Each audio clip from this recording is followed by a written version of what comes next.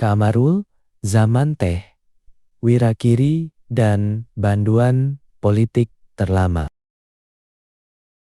Seorang pejuang yang dilupakan.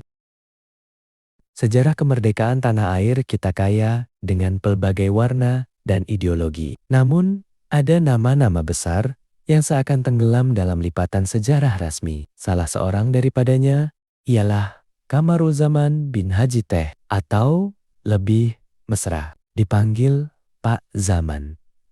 Beliau adalah seorang pejuang kemerdekaan yang gigih, berprinsip wajah, dan memegang rekod sebagai antara banduan politik yang paling lama dipenjarakan dalam sejarah Malaysia. Ini adalah kisah pengorbanan seorang Wirakiri. Garis awal dan awal penentangan. Dilahirkan pada 15 Januari tahun 1920 di Temerloh, Pahang.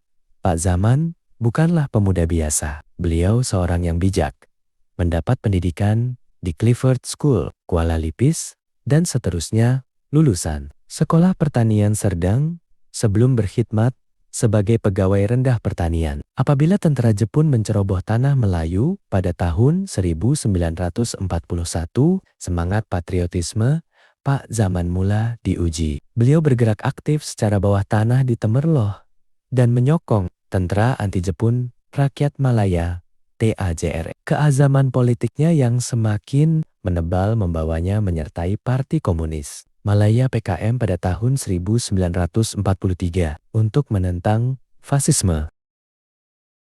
Era radikal dan merdeka dengan darah.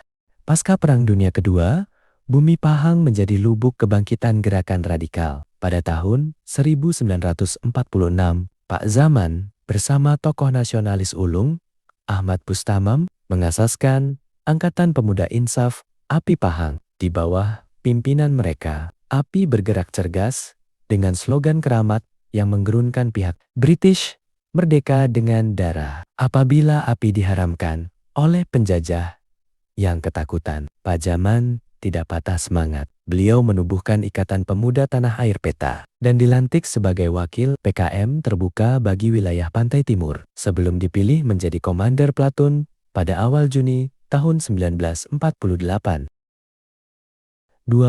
tahun di sebalik tirai besi.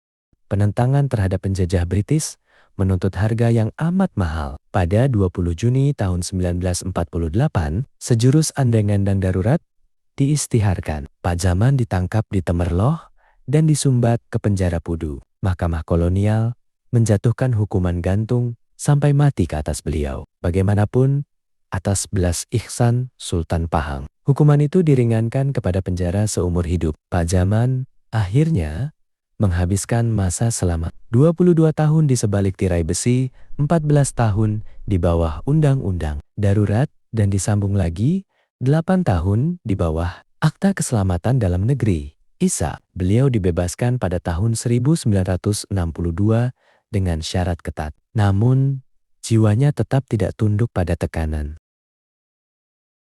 Pasca penjara dan berhijrah ke kampung perdamaian. Selepas bebas, Pak Zaman bekerja mencari nafkah dan meneruskan perjuangan politik berparlimen melalui Parti Sosialis Rakyat Malaysia. Malah, beliau pernah bertanding dalam pilihan raya umum ke-1974 atas jasanya yang besar. Beliau diiktiraf sebagai anggota kehormat Markas Besar Regimen ke-10. Meniti usia senja, Pak Zaman diuji dengan masalah lumpuh dan kehilangan penglihatan. Di bawah bantuan aktivis masyarakat, beliau akhirnya dibawa berhijrah ke kampung perdamaian Sukhirin, selatan Thailand, untuk menghabiskan sisa hidupnya. Di sana, beliau disambut dengan linangan air mata, gembira oleh rakan seperjuangan lama, seperti Pak Abdullah Sidi dan Pak Rashid Maidin, yang menjaga keperluan beliau dengan penuh kasih sayang. Warisan yang abadi. Pada 5 November tahun 2002, Pak Zaman menghembuskan nafas yang terakhir. Perjalanan hidup beliau adalah refleksi keperitan seorang pejuang, tulen yang mengorbankan usia mudanya demi melihat tanah air bebas daripada cengkraman penjajah. Bagi Pak Zaman, apa jua ideologi hanyalah alat, matlamat mutlaknya adalah kemerdekaan rakyat. Semoga kisah pengorbanan ini tidak hilang di telan zaman. Abadilah pejuang kemerdekaan yang tulen. Tirai.